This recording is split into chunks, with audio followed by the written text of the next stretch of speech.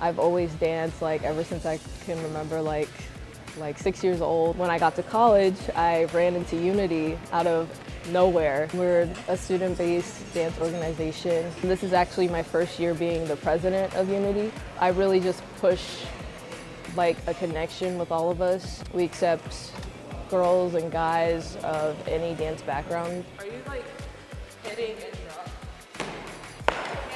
I motivate them as much as I can. I come in positive all the time. It's so good, it's so good. That's what I'm really passionate about, is dancing, learning from other people, and performing in general. It's just amazing, yeah. Finding a spot to chill and listen to music, any type of music, is amazing for me. No matter what, I'm gonna be painting, drawing, designing shirts, merchandise, whatever I can, and then performing and dancing. One word. Is love is love kind of too basic?